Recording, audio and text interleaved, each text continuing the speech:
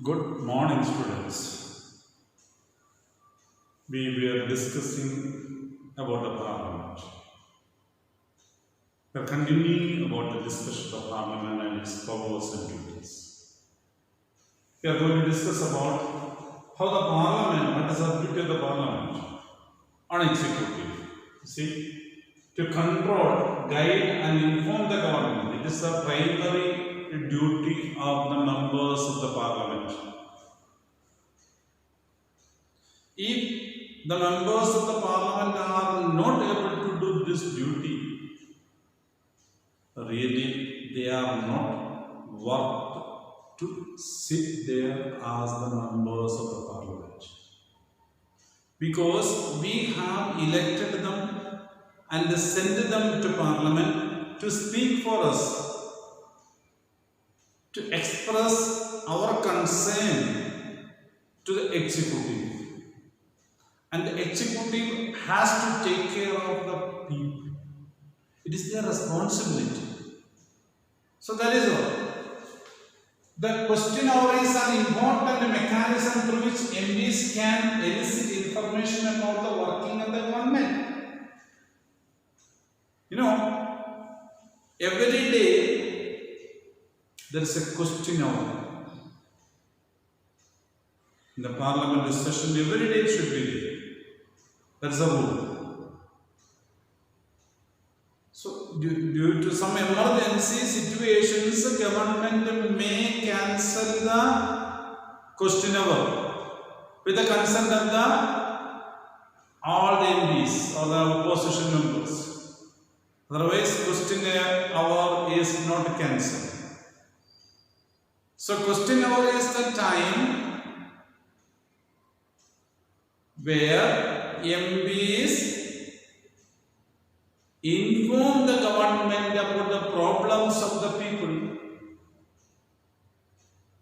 Now, presently we know Corona crisis there. People are facing the problems due to Corona.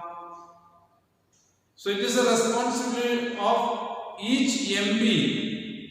The problems faced by his own people in his constituency to be informed to the government. So each minister, executive member also is an MP.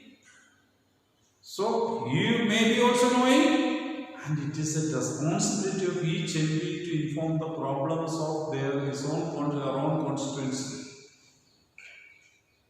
So the question hour is an important mechanism through which MPs can elicit information and they can ask question to the Parliament. What did the executive do? What did the government do to control Corona? Or any other problems faced by the people? Even the border conflict between China. Like that, any matter in the country should be discussed in the House, and MPs are having the right to ask the question about any matter concerned in the country.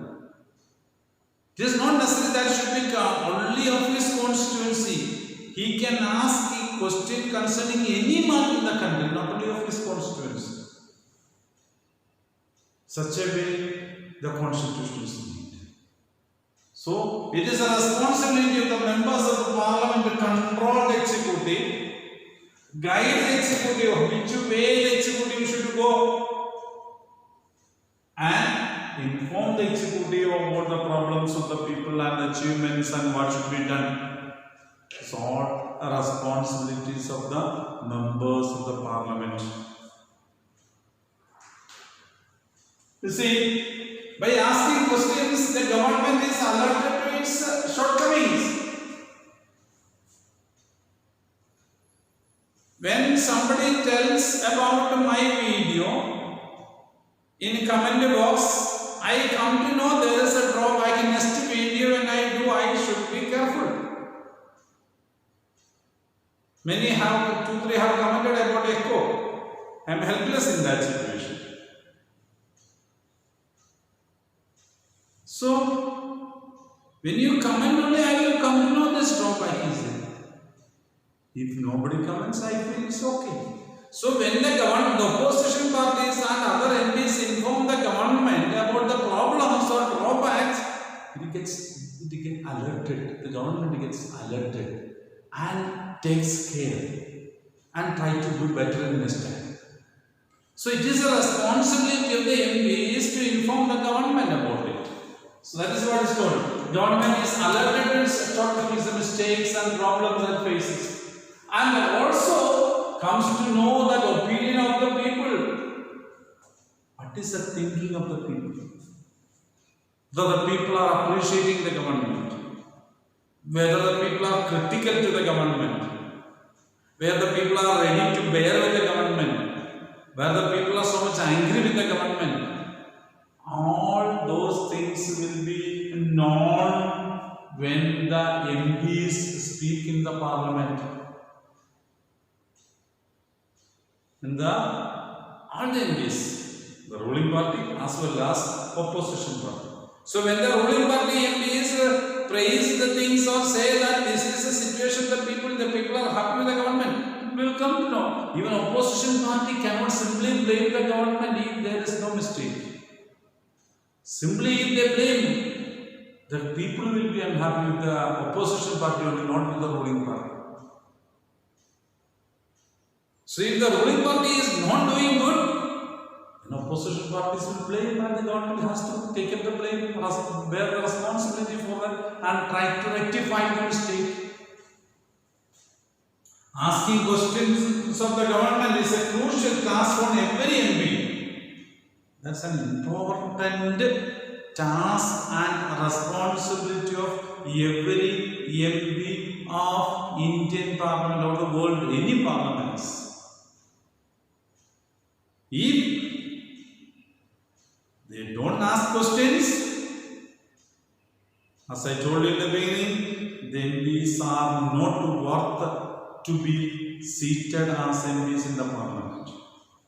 So they must know what is happening around and they must ask questions about it and what did the government do about it to the parliament.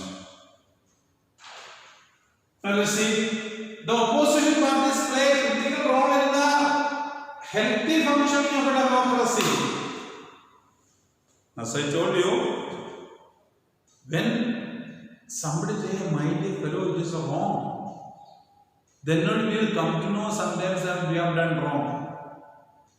Otherwise, we will think we are doing very good, we will pat on our back and say, okay, very good, very good.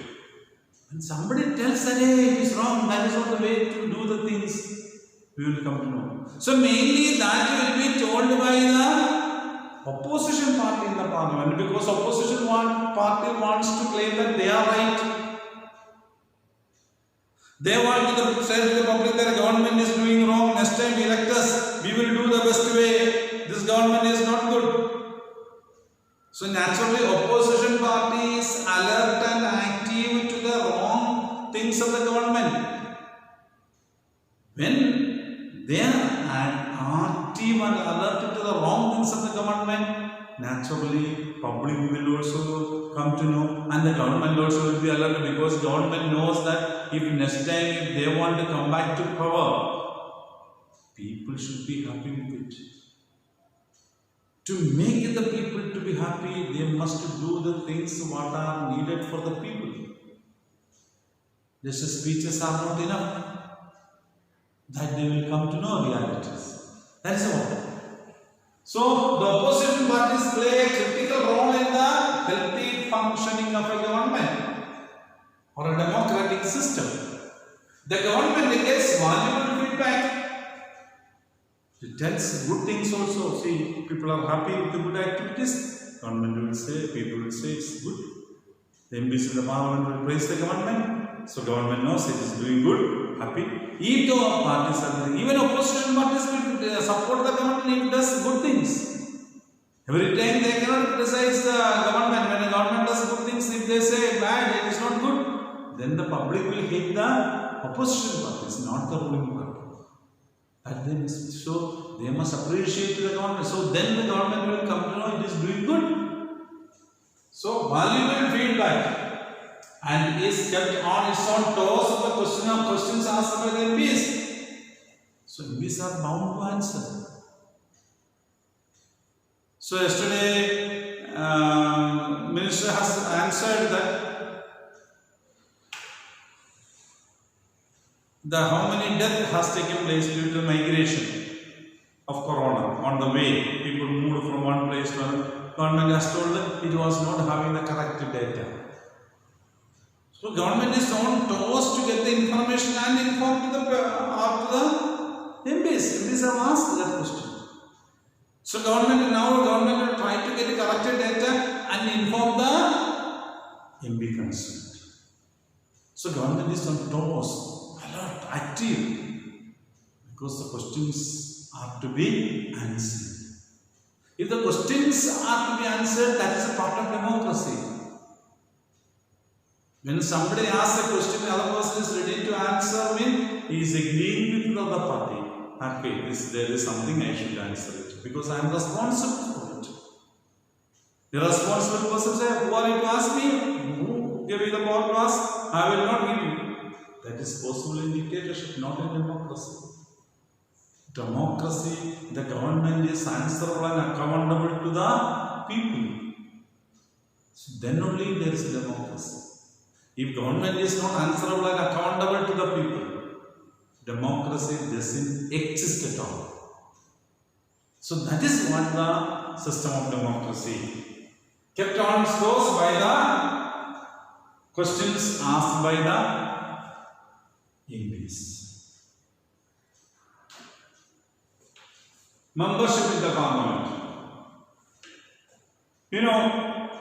Constituent assembly itself we have discussed variety groups of people there.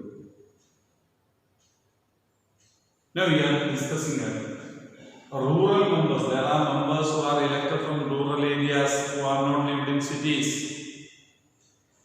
So rural activity, mainly agriculture and animal husbandry. So the lifestyle of the people is different. Occupation of the people is different. So a person who comes from the rural background will be able to inform the government what are the problems faced by him in his constituency. So if there are nobody elected from a rural area, a person from the city comes to the rural area and stands as a candidate and get elected, then he may not be knowing the realities. So there are members getting elected from the rural areas. Those MPs will be knowing the problems faced by the people in a rural area. Then regional parties, we have got plenty of. In India, we know how many parties itself. Counting is very difficult. So every state may have 2-3 parties. National party. What is national party and regional party will teach you later. So there are so many groups of parties. So from all these parties, MPs are. So those MPs naturally will speak for the people who he has been elected. So regional parties, the regional problems, the regional crisis, regional achievements, all those things will be brought into the parliament and discussed by the MP who is elected from the regional areas. Then Dalits and backward classes. There is a reservation for them. Dalits and backward classes, SC, ST reservation is 15% of the seats, total number of seats are reserved for SC. 7.5% of the seats are reserved for ST. So these reservations are. Why as reservations? Because they may not be able to compete with others and get the chance. So in those constituencies where reserved seats are there, only ST members can compete each other. Or SC members only can compete each other in the SC constituency. So the person who is standing as a candidate should be SC or ST. He gets naturally one of them will get elected. He gets the representation inside the parliament. So in every section, Every area is taken into consideration when the constitution was written. That's important. You see, historically marginalized are given adequate representation. Historically marginalized, because this caste system in India is historically, it is lower caste had no power, no representation, no, they could not even keep their backbone straight.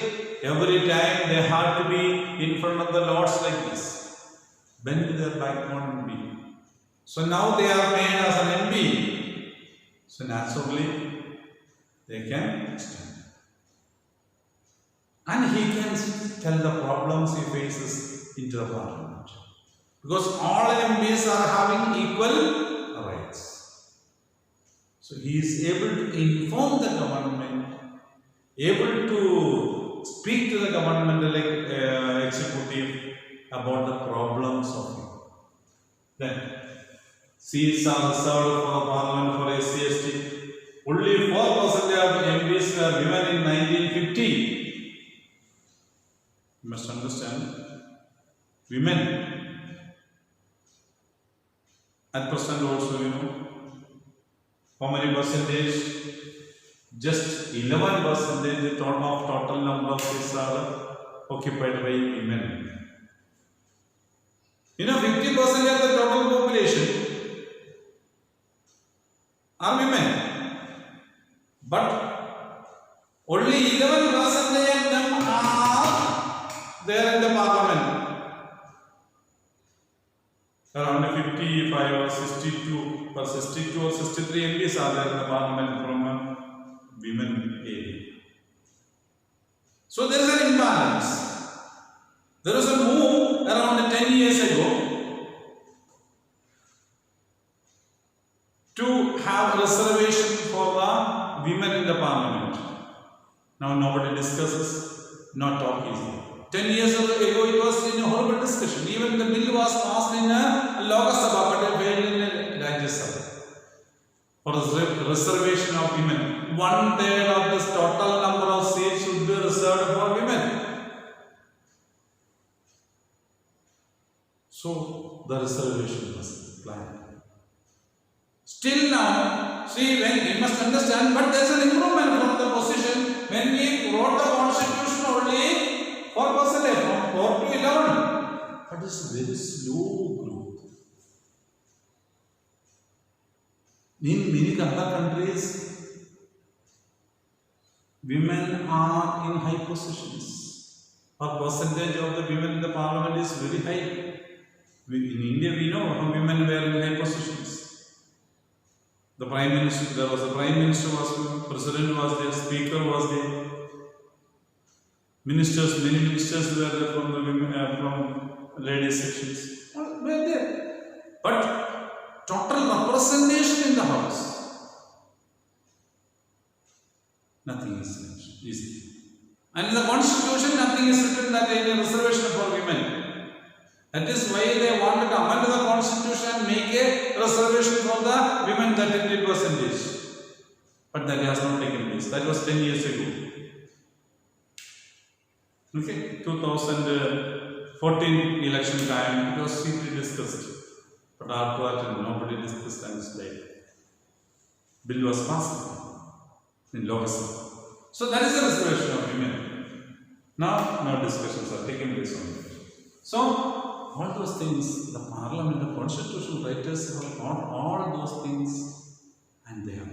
And the constitution has told all the power. That is why the parliament is the center of everything. The members from different sections of the society are present. Sports persons are nominated.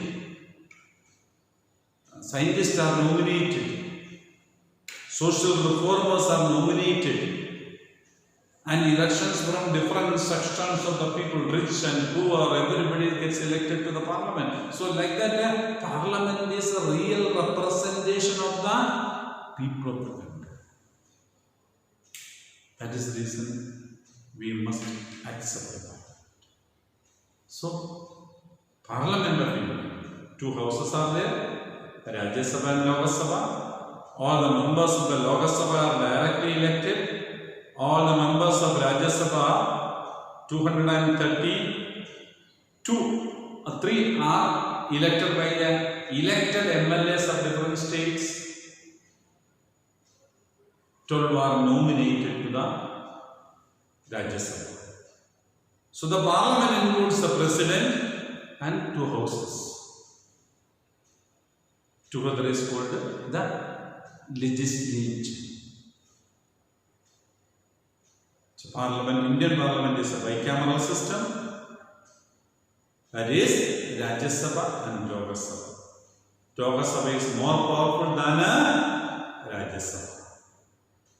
The Prime Minister is the leader of the majority party in Lok Sabha, not of Rajya Sabha. More power is there in Lok Sabha because members of the Lok Sabha are directly elected by the people. The constitutional writers have written that. So that is what we were discussing. And Indian parliamentary elections, we should know that voting pattern, percentage of the people. In your textbook it is there, you can read it. 68, 70. 70, no time we can say 70% of people are voting. That's 69 it is. So that has to increase. 69 means 31% of the population did not participate in the voting procedure or electing their leader. Either they may not be knowing or they may not be interested, but they have not participated in electing the MPs of India. When all people participate in election, then only it becomes a real democracy. And it cannot be made compulsory. It should be from the heart of the people itself. And I want to change, because the people have got the right to change the government, or capacity to change the government if they want. Or they want more power to be given to the government, more vote can be given to the ruling party if they feel that's a good party. All those things are there with the people. So people more are participating means more good for democracy. 100% participation should be. Then only real democracy will take place. Let us hope real democracy will take place in India, and the Parliament of India will be the most powerful parliament in the world with the ability to do what is needed for the people. Thank you very much.